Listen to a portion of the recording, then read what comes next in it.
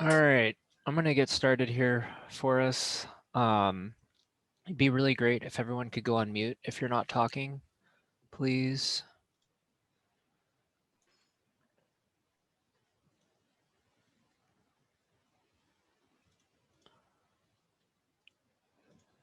So good morning. I'm Brandon Iwasaki. I'm the current acting president of the board of directors for the Hillsborough Food Co-op. We're doing the 2021 annual meeting today. Like it shows on this slide, the meeting is being recorded and it'll be posted on our YouTube page here in the next couple of days. All right, I wanted to go over kind of the agenda for the day. The meeting format is we're going to take questions in the chat. So as we go along, people have questions, feel free to type those in the chat and Roberta's going to be monitoring that. And then we will answer all of those at the end of the presentation. We're going to do a round of board introductions here in a minute. And then we're going to move into a 2020 overview of what it looked like for our business in the last year, including accomplishments, ownership counts, financials, and then a recap of a market study info session that we had earlier this year, actually at a separate event, but the market study was conducted in 2020. And then we're going to provide a 2021 outlook, including board of director changes, strategic planning, and a marketing strategy that was performed for us that we're going to be executing later this year.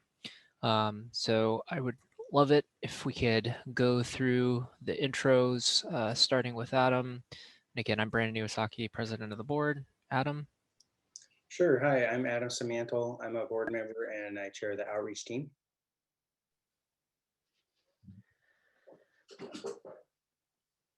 And sorry, I don't know, what order are we going in? I think we're just going in alphabetical. So Kimberly, would you like to go next? I'm Kimberly Culbertson. I've been on the board for 2 years.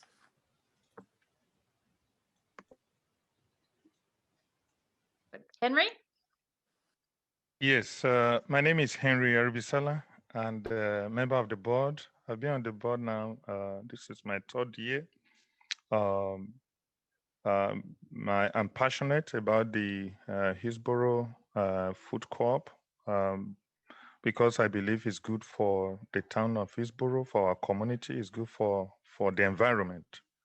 And that's my passion. Thank you. Dale?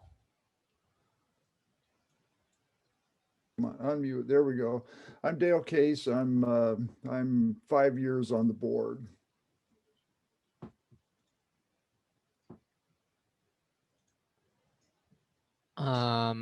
Sarah, would you like to go next? Yeah, hi, I'm Sarah Nachtigal, and this is my 3rd year on the board. Okay, Toby? Hi, I'm Toby Page, and I have been on the board since 2017, and I have been treasurer since then. And then I think maybe Sean's having some technical issues, but Sean Starr there, he's on the board as well. He's been on the board for the past year. All right, so I'm going to hand it off here to Toby to provide the recap of 2021 or 2020. Go ahead, Toby. Great, thanks, Brandon. Okay, so 2020, what a year. Like everybody else, we learned how to use Zoom. So we have been using Zoom pretty much since around April, May of last year to do all of our board meetings, our work sessions, our outreach meetings. We held last year's annual meeting and this year's obviously over Zoom. So Zoom's been an asset for us. We did miss tabling events this year or last year, especially at farmers markets, but also at the wineries and the book signings and the small farms and a lot of things that they're really fun to do. We did miss out on that. I will say there were some silver linings. All of our education and networking events seem to migrate to a virtual platform pretty easily. So the Food Co-op Initiative, FCI, arranged 10 learning events in February. They were all recorded. They're all on YouTube.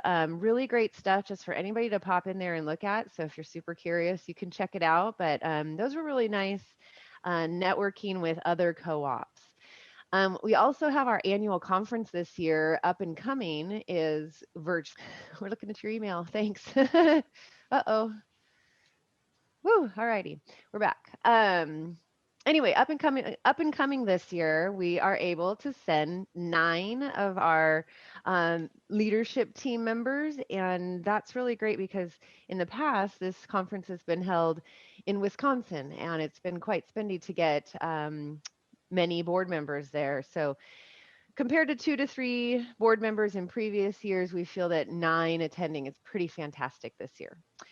Another great thing that we got to get involved with was the FCI facilitated peer groups. So Jacqueline Hanna from FCI has been facilitating my peer group with 4 other co-ops. We get to share about our experiences. We're all at similar stages of development, so we all have similar issues to talk about. We share ideas about member owner recruitment and engagement. We talk about site selection and capital campaigns. So everything that's really relevant to us right now.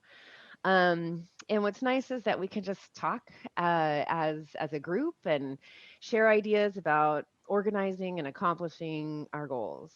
Salt Lake City, Utah. They are in the feasibility and owner growth just like us. That's kind of like their main priority right now is checking out the market feasibility and gaining more owners. So they're right there with us. Westchester, Pennsylvania has been doing some cool things. They have actually a temporary location and they've been putting together what they're calling go boxes. So this is where they do actually have a site where people can come and their member owners are able to pick up a box of goods that has been put together by the neighboring producers. So super cool thing there. It is temporary for them because of their space. Grand Rapids, Michigan, they're doing some fun stuff in their city because I guess in Grand Rapids, the neighborhoods are clearly defined and they're almost like little cohorts in Grand Rapids. And so they've decided to create sort of a friendly competition between these neighborhoods to see which neighborhood can have the most people join the co-op. So I thought that was a really fun and interesting idea. Terra Foods in Terre Haute, Indiana was kind of exciting for me. My parents just moved there this last winter. So I told them, hey, you guys have a co-op to join and help start up. I'm told that they did secure a location and it's in a historical district in Terre Haute that is according to my dad, there's all sorts of money coming in being poured in to develop this. So they really got an awesome spot to be developed. So anyway, that's what's going on, kind of what we've been working on in the background. I think Adam is going to share a little bit about what Outreach has been doing next. Great. Thanks, Toby. That all sounds super awesome. Yeah. Okay, so as part of looking back at 2020, I wanted to just share about one of the big details that we worked on, which was the engagement with Roberta as the outreach and volunteer coordinator. So that was a pretty important investment for the co-op, and I wanted to, just let owners know that we went through a methodical process on this. We started with a written proposal to the board back in March 2020. It had been talked about before, but then we really formalized it then and worked through details and approvals of the budget. We reached out to other co-ops who had done this before. We worked with our professional co-op consultant, Katie Novak, to help make sure we had the right job description and that we were approaching it the right way. So just letting people know we did some homework to get this started. Then with the focus on outreach and volunteer engagement, like what kind of the key rationale behind this, like why did we do this or why did we think this was the best investment that we could make? Ultimately, we believe this is about shortening our time to open in the highest leverage way, right? So by accelerating owner growth on the outreach side and by increasing volunteer engagement on the volunteer program side, we kind of build a circle that keeps growing on itself. So we did, just in terms of the process, end up recruiting 14 candidates, so that was really good. We had great candidates. We had 3 interviews. Roberta started in July, mid-year, and with an onboarding plan and some coaching hours from Katie Novak to get everything, integrated and going really well. So for 15 hours a week, Roberta works to leverage our growing owner and community and partner base that we have, ultimately to increase the volunteer capacity so that we can do more faster to get to opening day sooner. So that's kind of our rationale for this being the best investment that we could make as a board. So with that, and kind of also highlighting that chart there, if you look at, that's the volunteer, that's our active volunteer count. And you can see that it's just been going up and to the right, especially in the second half of the year when Roberta was engaged. So it's really exciting, and we feel that we've been making great progress. And so with that, I'm going to introduce Roberta to talk a little about outreach and volunteer happenings. Thanks. Thanks, Adam. Good morning, and thanks everybody for being here. Happy Mother's Day to the moms out there and the moms in your life. So I want to talk a little bit about our outreach program first. Since coming into this role in mid-July 2020, I've had the pleasure of working with the HFC leadership, owners, volunteers, partners, and the community. Through familiarizing myself with HFC through documents, social media, and talking with the people, I have learned just how far our company, our business, has come and the paths that we've carved out to get to this pivotal time in our development. So enter what I call the mighty little engine that could, the HFC outreach team. This team is a merry band of 5 regular volunteers, myself, and about 3 to 4 episodic volunteers. We meet online monthly at a general meeting and then bi-weekly for some get her done work sessions. I am happy to report that our hard work and dedication has brought HFC these highlights: increased presence on Instagram, an updated and completed volunteer handbook and booth manual, the introduction of monthly public online presentations, events such as Earth Month drawing contest and trash pickup, fundraisers such as the Downtown Hillsborough Wraps, and a week of giving, which some proceeds from which we could donate to the Oregon Worker Relief Fund, the very fun yard sign blitz, and our new community outreach team for farmers market outreach and beyond. In 2020, we grew by 71 new owners. And since this time last year, we have grown by 88 owners. So a perspective check for us right now is that this growth happened during the pandemic, with racial reckoning and an agitated political climate compounding our confusion and struggle. So please just take a moment to let that sink in. I feel it is a testament to the strong value and hope our community holds for our store. So on to our volunteer program.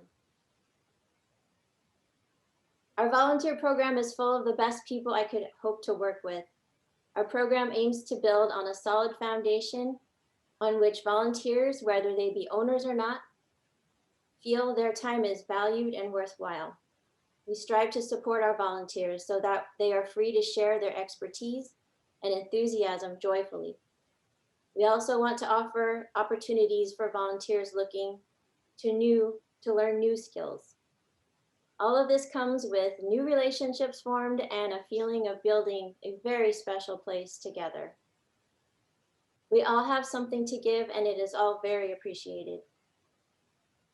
To lend some context to the value of this program, the current estimated national dollar amount of each volunteer hour is $28.54. We have been successful in filling some integral positions such as partner relations lead, marketing specialist, event coordinator, and market coordinator. The volunteers in these roles are key to our continued development. We look forward to working with current and new board members on recruiting for committees such as site selection. We are about to move the volunteer database into a customer relationship management system that will allow for heightened organization and efficiency. The program is humming right along, and the increased capacity will help keep up our momentum and decrease burnout. It has been my pleasure doing this work, and I will continue to build and improve this effort. Thank you. And now a word from Henry. Thank you very much, Roberto. That was good. Good morning, everybody. And again, my name is Henry Aribisala. I want to talk about this this slide. It just put things into perspective, how far we've come in the last few years. Our growth has been steady, but we need to continue to grow. Like it was spoken in the last by the last speaker, we've grown now with an increase of about 88 members in the last 1 year, despite the pandemic, and that was great. But we will continue to strive to do better. The record is due to the activities or the coordination of our volunteer members. So I give kudos to all our volunteers. It's very essential for us to continue on the path of growth, because that's how we'll be established as a functioning and effective food co-op. To this end, there is an activities, specifically there is call to action, which is a referral program that is coming up in the next couple of weeks. Please look out in your various social media, Facebook, newsletter. Essentially, you'll be rewarded for referring members. Talk to your neighbors, your co-workers, your in-laws. Let them come and join us, and let us grow together. And as we do this, we will begin to see the efforts that each of us can make with respect to growth. And that's all I have to say. Thank you. I will allow the next speaker to take it away from me from here.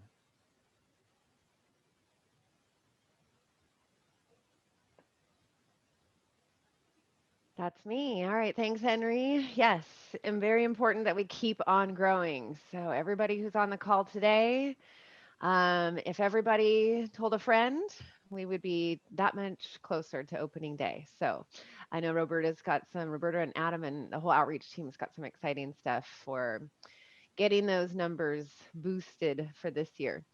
Okay, so taking a look back at the financials from last year, we did receive 2 grants, one from Tualatin Valley Soil and Water Conservation District for $670 that paid for design work and printing of some flyers. And then the pandemic hit. So we have some flyers. Look for those coming soon. They're really beautiful, really great combination of showing how the co-op can help with environmental impacts in our community. So those will be showing up probably at our farmers markets and other tabling events. We also received a $300 grant from the Indiana Cooperative Development Center. So this was a grant that actually paid for the registration fees for a couple of our board members to attend the Up and Coming conference last year. So we did have 2 board members attend, and their registration was covered by that grant. So pretty cool stuff. Fundraising and donations. This year we did have a Good Samaritan that donated $60 just out of the kindness of his heart. So thank you for donations. We did have some pretty successful fundraising.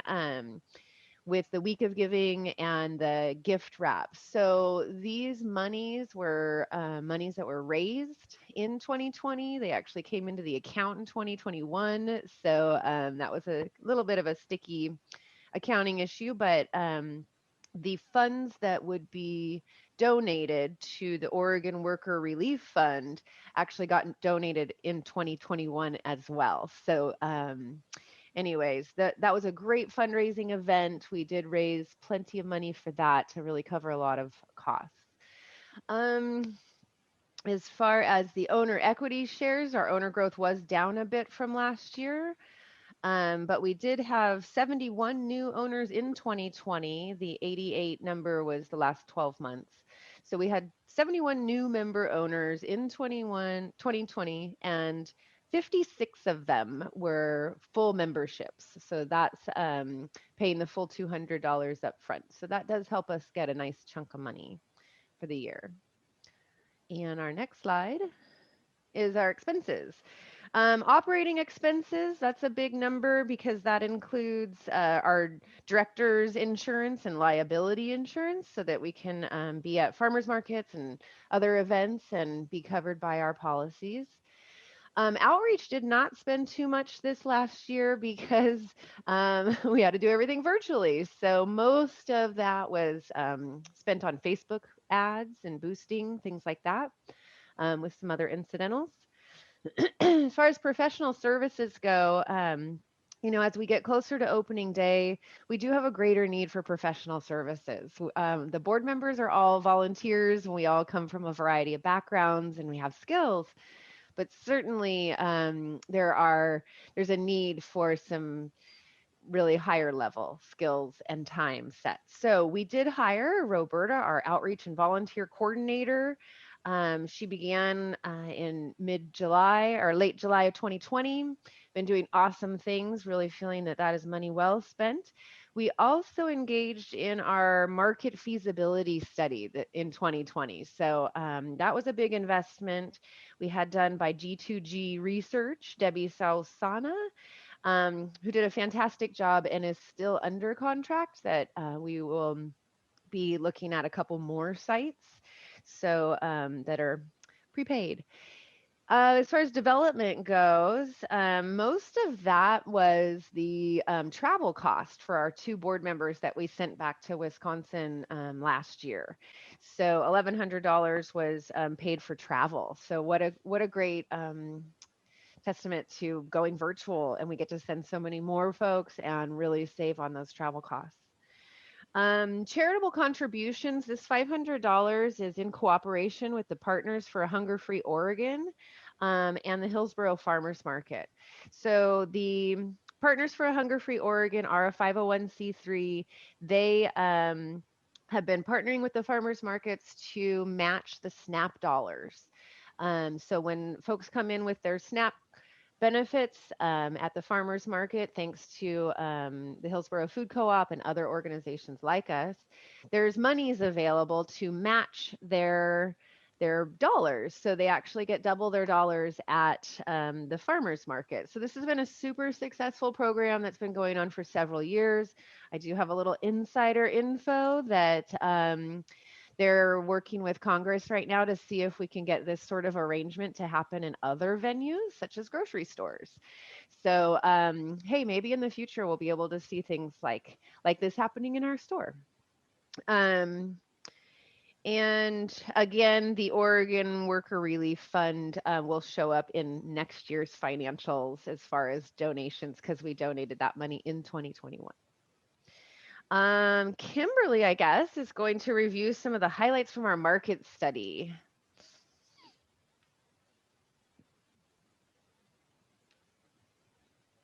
Thank you, Toby. This year we hired a company, G2G Research, to take a look at the feasibility for even having a co-op in our city. They looked over the site that we had been projecting to place our store, which was Block 67, and we couldn't think of a better place to put it. So we have 2 more sites that we can look at in the future. So 2/3 of our contract with G2G has yet to be executed. Here are the findings that G2G had about the site at Block 67.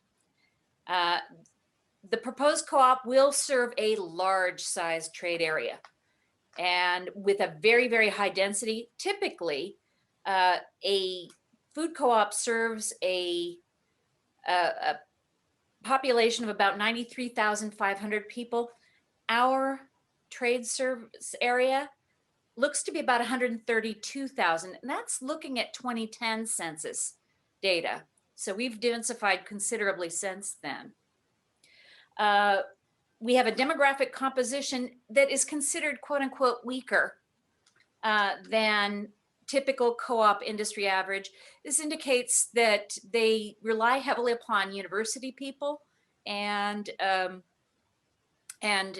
professional business people to shop at the grocery. As we know, Block 67 is very, very diverse. And so if we can meet the needs of a diverse populace, we've got a huge, huge market area to cover. Let's see, our competition, considering our competition is Winco, Whole Foods, New Seasons, Albertsons, Safeway. That's a tough competitive district, but this just emphasizes the need for we have to take a look at who we serve and how we serve them. And that'll be the most important portion of how we differentiate ourselves from the pack and thrive. Next slide, please. Okay. G2G has recommended that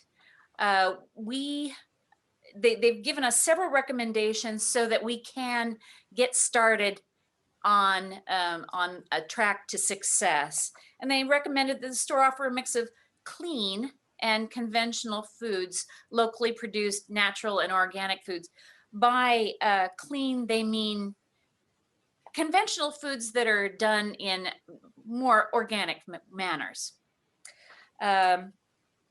Also recommend starting with a very small store. It should be in which we had in mind in the first place. They indicated that it's really important that we develop it in a manner that it should be easily expanded. And that is something that many co-ops are doing because they find that once they hit their stride, they do need to expand. The site that we have proposed will really benefit substantially from the MAX light rail. That's going to be really important. Also important are OHSU Hillsborough and the Pacific University's Hillsborough campus and PCC Hillsborough. The folks that transit through there are going to be people who come to our co-op for lunch and to buy their groceries to go home and transit home.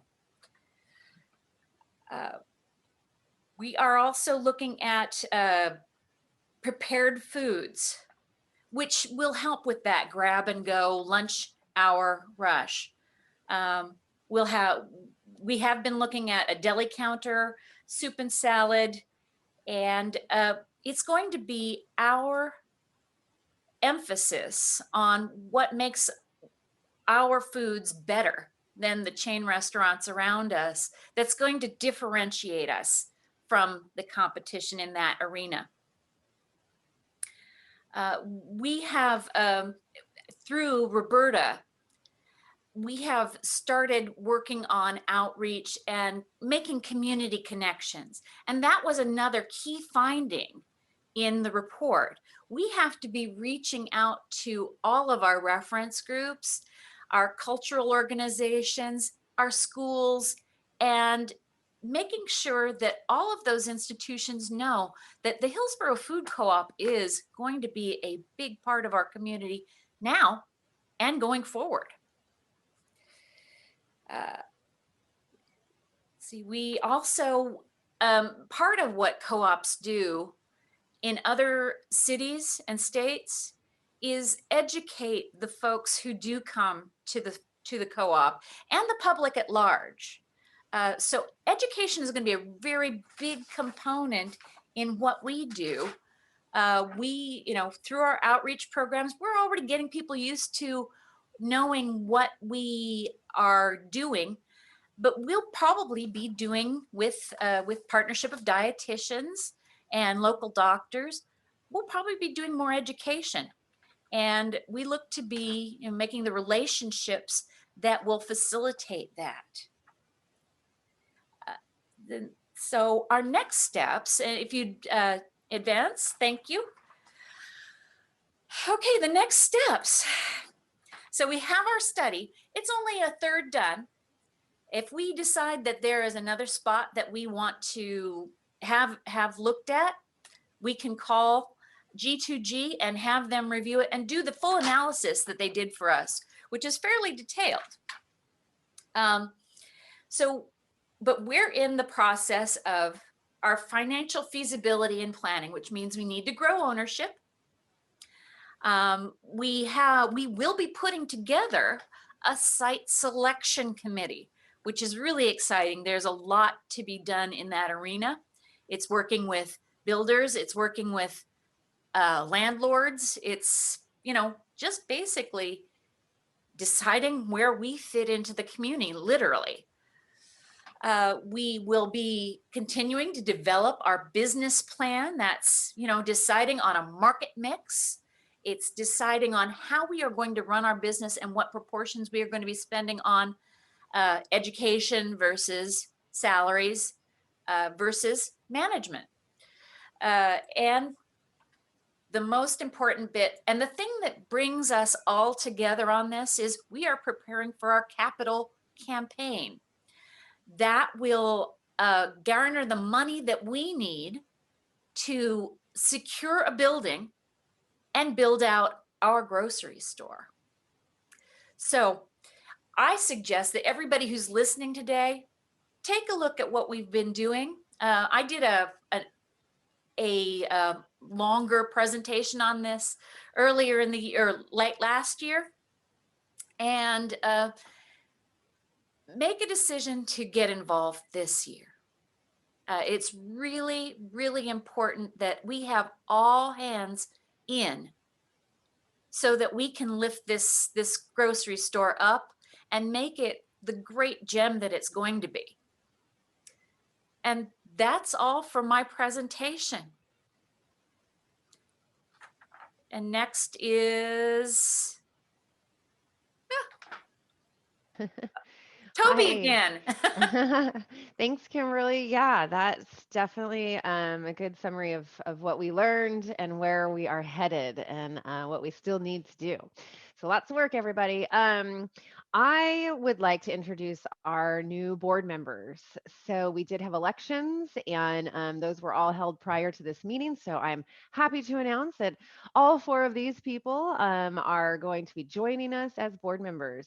Tim Farrell recently retired from Intel after 37 years. So he's looking to get out and do some new things, and he jumped right on the idea of being a board member with us, and we are so excited.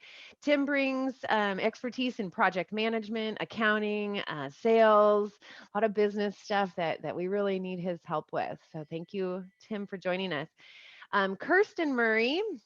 You had me at, I was raised with a give back and a can do attitude. Give back and can do. Thank you, Kirsten. We are so happy to have your energy joining the board. Jennifer Hardacker has been a professor at Pacific University for 14 years. And Jennifer has a passion for sustainability and social equity, which are 2 of HFC's primary values. And so we think that Jennifer is going to be a really great fit with us. Kim Wetzel has actually been an active member with Outreach since April of 2018. Thanks, Kim. She has facilitated a lot of our events at places like wineries and book signings. We can thank Kim for that. She has decided to join the board this year. Kim is a land use planner and environmental permitter. I'm sure there's a lot more to that job description than I understand, but she's excited to bring her expertise to HFC and joining our site selection committee. I also want to take a moment to thank two of our board members who will be leaving the board this year.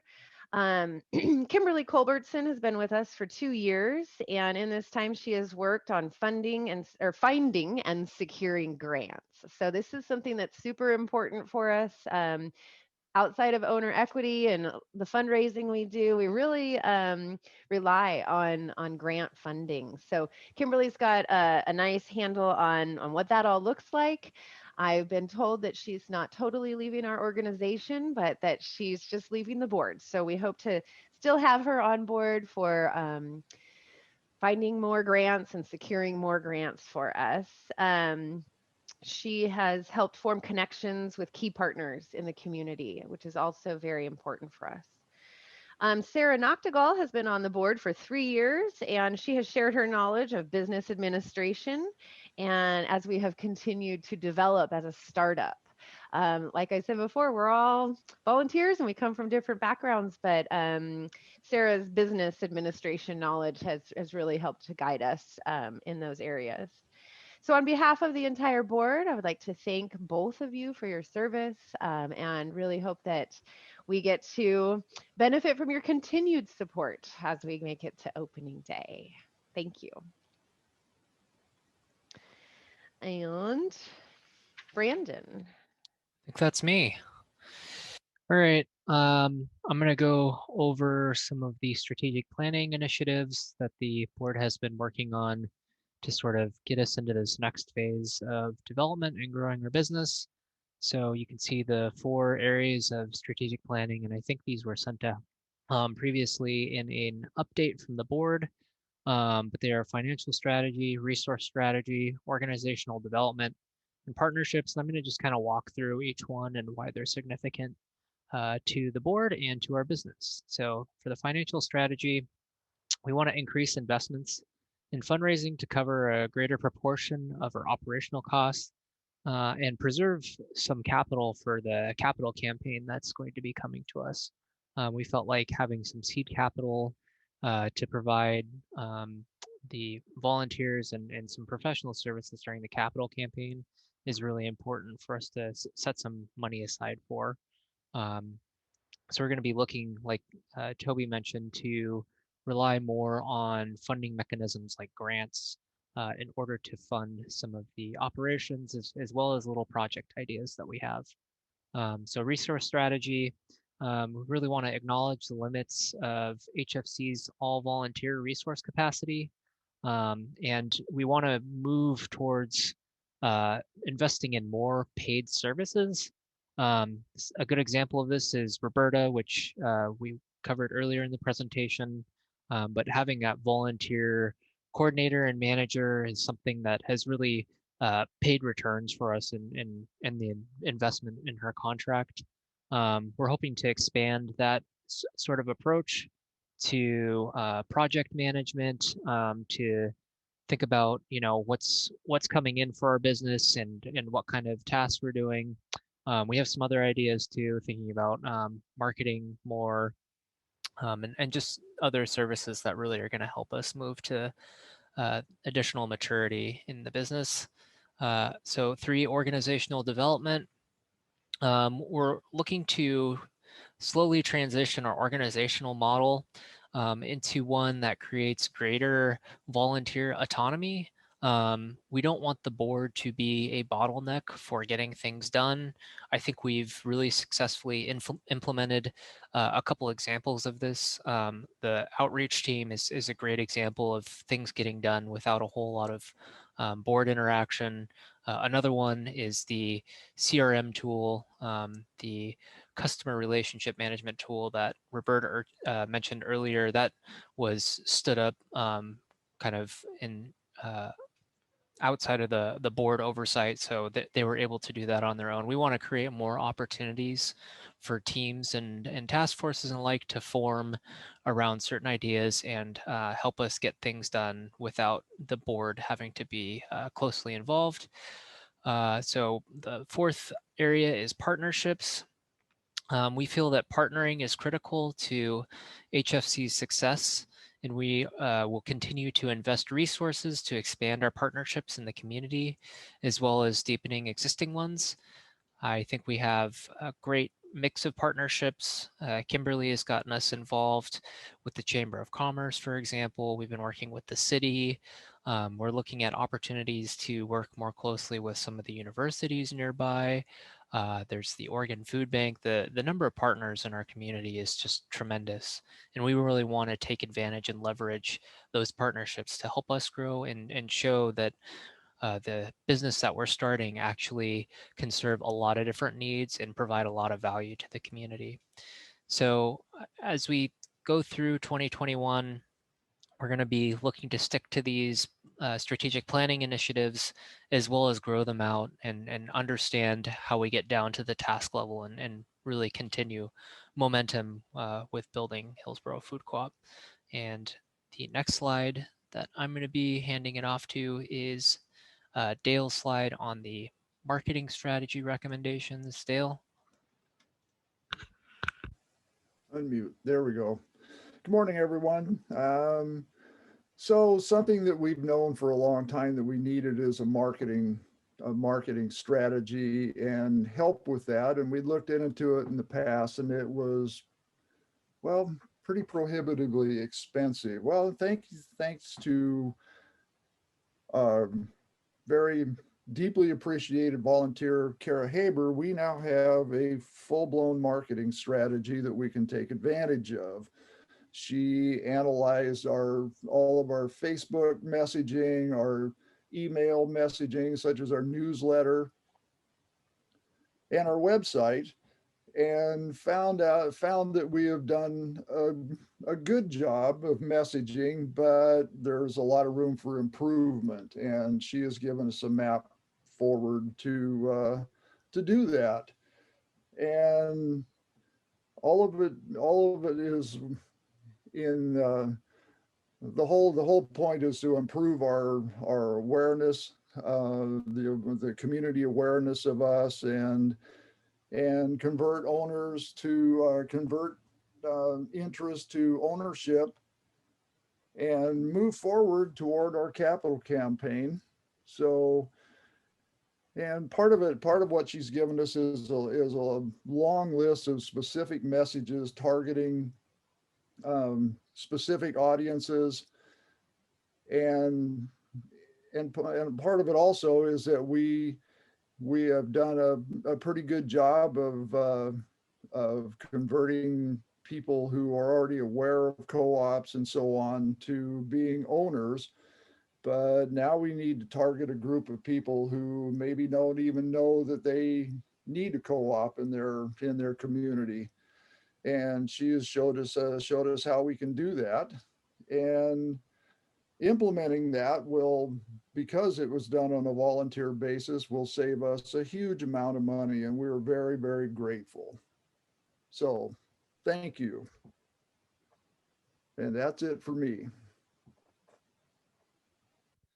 All right, I think we're ready to move on to the Q&A portion of the event.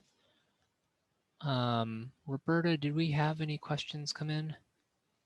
We did. We have one from Kim Wetzel. She's asking, do you have a screenshot of the 3 locations G2G considered? Kimberly, would you like to answer this question? Absolutely. We only considered one site. We have 2 more sites that we can review. We have yet to determine what those 2 sites might be. You know, when we had the study done in June of last year, there wasn't that much retail property available. Since the pandemic started, there has been considerable loosening of of retail spaces, and we may be looking at considering 2 more sites. So we have 2/3 of that contract yet to exercise. If you know of a great retail spot, we still can get it studied. And that presentation was recorded. It is on our YouTube channel. Brandon, I wonder if you can throw a link to our YouTube channel into the chat. Sure, I can do that. I'm asking Brandon because he's more techie than me. I'm not sure if that's up yet, but I can track it down and see if we can put that up on our YouTube page. The YouTube page is linked on the title slide as well, and I suspect this will be great. sent out at some point to everyone. So when you get it, it'll probably be in a PDF format. You can just click the link on the title slide.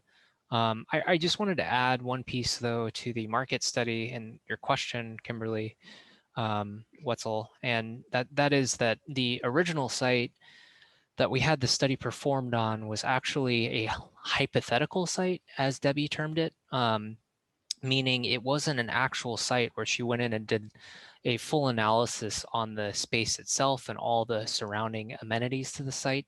It was more hypothetically in that really localized area how the business would perform based on a whole bunch of different external factors. Once we are able to go through the site selection process, we're as Kimberly Culbertson mentioned, we're forming a site selection committee, and they're going to look at a few different retail sites. And when they find one, then we would go back to that site and have the market study performed again on that particular site with its characteristics. So just sort of a nuance there. We have a hypothetical site that has been done, and then, like Kimberly mentioned, we have 2 additional sites beyond that that we will be conducting studies on once we identify those. So great question, though. Do we have something next in the queue, Roberta? No, we don't. So it's time to pipe up, y'all. Let Pipe us up, know y'all. what we can answer for you. All right, I'm going to Oh, stop wait a the minute. share so we I can see see one. everyone's face. I see one. Can you explain all of the ways capital will be raised during the capital campaign? Karen, can you explain all the ways that capital will be raised? We talk about that one. Perfect. Karen, if you want to, that would be great too. Karen's on mute though, so I think she wants me to go ahead. Well, so, you know, the funding for the store opening and the building, I think would typically be on 3 legs. Like one of those legs is you know, the equity that we get from owners. So you can imagine as we get to the point of the, you know, like the last year leading up to the store build out, that we want to maybe double the owners that year. And that owner equity is a portion that would contribute. Then the second leg is possibly bank loans. There are certain banks that do make loans to co-op startups. And, you know, when we have a huge ownership base, that tells the bank that our community is supporting this and that we've got, yeah, basically our community's got our back. And then that third leg is the capital campaign. And in the capital campaign, we raise money from the community or from owners. So there's different ways to structure the capital campaign, which I'm not super familiar with on the spur of the moment here, but I know there's like a shares model, and there's just an owner loan model. Like I know, for example, Astoria Co-op did you know, they recently built a new store and moved to it and greatly expanded their co-op. And when they did that, my dad participated as an owner. And so I know like the prospectus he got, and it said, oh, would you like to be involved? And he basically loaned money to the co-op at a specific fixed rate interest that they'll pay him back over time. So that's the owner loan model of a capital campaign. And then there are also share models where people just make investments in shares. So that's something that the capital campaign planning has to find the right structure for our community, and that's not known yet. So that's what I know that I can share about that. Thanks, Adam. I think that was a really great explanation. I just wanted to clarify the shares model that Adam mentioned under the capital campaign, those would be referred to as preferred shares, as opposed to the original share that each owner buys at the beginning. When you sign up for the co-op, you become an equity owner, and that's an equity share. So those are slightly different. The cost model will be different, and the preferred share likely, just based on what we've seen with other co-ops, typically has some sort of dividend associated with it. So just so you know, those things are slightly different, even though they have a similar term. Anyone else want to add anything about the capital campaign question? Or Karen, you're the originator here, so okay. Thanks for the question. I think it's a good topic for us to cover. What do we got next in the queue? So we have a question from Anthony Martin asking, how are we incorporating equity and social justice into our outreach and site considerations? I'll raise my hand on that one. Thank you.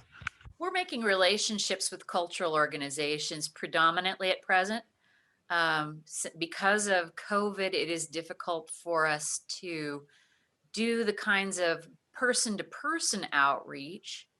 But as the pandemic recedes, we will be doing a great deal more of that. We're looking forward to having group get-togethers and talking face-to-face with leaders all over the city. And that's not just downtown, because our trade area is ostensibly going to be 132,000 people. That's a lot of different folks to encompass. But it's building, we will be building it out. And if you want to help, Anthony, I know you've got great resources. So let's put our hands together and do it. I would like to add that on the outreach portion, I'm going to be completely honest and say that I am still learning about DEI and social justice, and but I am a very enthusiastic learner.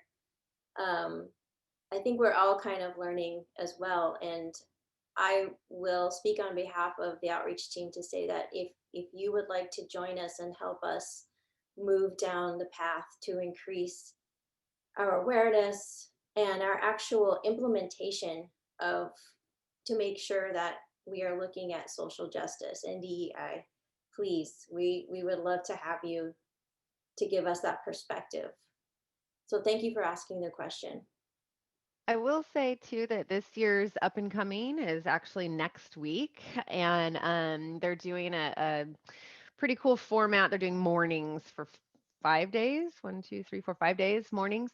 A lot of the sessions are focused on social equity and social justice and how co-ops can participate in that. So I'm super excited. The sessions that I've signed up for, really just saying, hey, how do co-ops fit into the growth that we're all looking to have?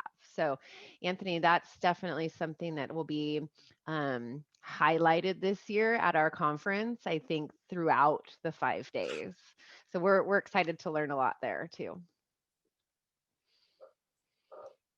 Hey, Anthony, is there anything you'd like to add in regard to your question? No, thank you. That was a great answer. That was kind of what I was hoping for. I really appreciate that we are focused on equity and social justice. Looking at the map, I see that kind of food service area is Cornelius and Forest Grove. So I think that was one where I'm thinking about in terms of site consideration as well. We are the Hillsborough Food Co-op, but it looks like the center, sorry, my daughter's in the background here. The center is Cornelius, which might be another place to consider for locations and whatnot. And I'm happy to try and help when I can. I'm a little busy, but at the same time, I'm happy to help, especially equity related. I think that's a great way that we can really help all of our community. Great. Many hands make light work. Thank you, Anthony. Yeah, thanks for that, Anthony. I just wanted to maybe provide a little bit more clarity on the map. So that map was actually provided by Debbie as part of the market study, and it was more of the resulting trade area based on the hypothetical location than us saying we're going and providing this as our area of what we want to serve in the community. I think she as in Debbie, went and did the research, and based on the competition and what she's seen with other co-ops, was able to define our trade area just based off of that hypothetical site. It doesn't mean that the site necessarily has to be right at that block 67 site. It could be somewhere else, and if we do locate it somewhere else, that may affect our trade area. So just sort of to clarify there, I wasn't sure how to answer the second part of your question, Anthony, about site considerations, because we don't necessarily have an equity scoring influence on going through and evaluating sites. That's maybe something that we could look at, but we've really been following some of the guidance from that food co-op initiative. They have a site selection checklist. I suspect, as you know, kind of moving forward through time, they would add additional considerations related to equity and social justice. So something to keep in mind, but just so you know, that trade area was more built by Debbie and not necessarily something provided by us. Roberta, do we have anything else in the queue? We sure do. Tim Farrell is asking, I noticed there was a surge in owners in 2 separate periods. Do you understand what may have created those individual surges, i.e. something unique that was done to attract new owners? Great question. Yeah, unless somebody else wants to take this one, I I think it's funny that you mentioned that, Tim. That's great eye. So can you all see the chart here? Is that showing up? Yeah. Okay, well so I think you're referring to this spot and then this spot here, 2017 and 2019 respectively. So there were surges in owner growth in both of those spots. And that was actually related to different milestone thresholds that we did marketing around. So right around here, we're at the 300 owner threshold, and we had a surge of growth, and we saw prospective people who are on the fence looking to join the co-op as a founding owner is sort of the term used. So that's the first 300 owners. And then again, we saw a surge around 500, where we did marketing around the fact that we were now entering the feasibility stage, and that's follows that co-op map model that Kimberly showed on one of her slides. Maybe I can fast forward to that just for a quick refresher. So this one, we finished the feasibility and moved on to planning. You know, these different stages through development are kind of shown differently on different charts from FCI and different co-ops that have gone through the process. But just basically, we transitioned from some of our organizing work and more seeking owner growth and moving into the feasibility and planning. So, you know, the market study and stuff like that, we really started to pursue and execute that work after we got through the organizing stage, which we more defined after about 500. So good eye, but those were sort of the milestones that we saw surges in ownership growth. I would like to toss in some more on that. All of that is perfect. Thank you, Brandon. And then sort of just in addition, we definitely know that when we do specific outreach programs, you know, incentive programs, all of those things, we know what the results of those. Sometimes they're 30 days, sometimes they're 60 days, you know, and those can create some little blips too. And then if we connect those in with some of those other milestones, they accelerate. And we've that was something, I think it was a couple of years ago that we started working with Katie Novak to kind of improve the professionalism of our outreach marketing programs. But as Dale mentioned, we still have more to do there, which is great. But yeah, there's a lot of little spikes that you can't see there too, that I guess I wanted to talk about it because I'm proud of it. But I know the outreach team has made a lot of good stuff happen there. That's all. Thanks. Anything else in the queue? I don't see anything right now. Anything else, folks?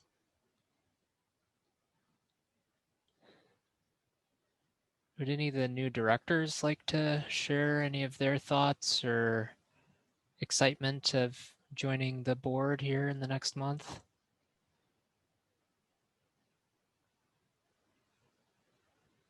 Not to be put on the spot, right? Yeah, so I'm really excited to be joining the board.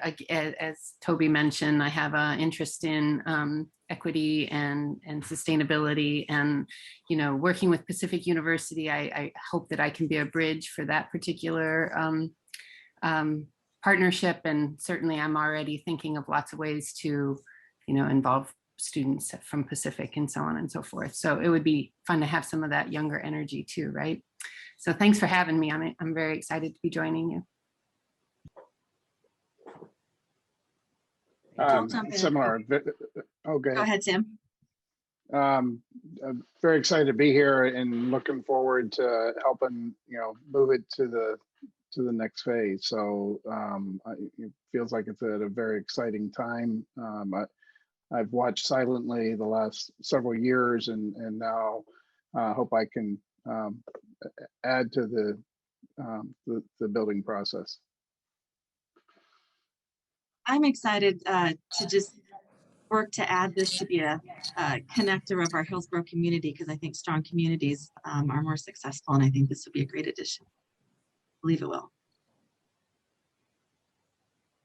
And I'll finish positive recap that I'm very, very happy to rejoin actively. Definitely COVID, was a number on the family. And as you saw, my children are often at all meetings. You will always see them popping into the screen or attending at the outreach committee. But now that time has freed up again, I really want to focus my energies from, instead of event planning, focus it more on where my professional background lies. So site selection and that sort of preparation and planning work, it aligns well with my background. So totally excited. We're really bringing some new professional skills to the board to complement just an incredible groundwork that's been built the last few years. Very excited. Excellent. Thank you for sharing. Anything else? Any other questions, thoughts before we wrap up today?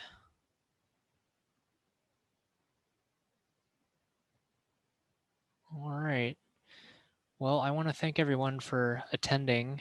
It's great seeing so many faces here today. I think we had about 25, 30 people most of the meeting, which is really good for us compared to some of the other meetings I've seen. So thank you everyone for taking time out of your day. I appreciate it. Thank you, everybody. Happy Mother's See you Day. soon. Thanks, everyone. Bye-bye. Bye. Bye.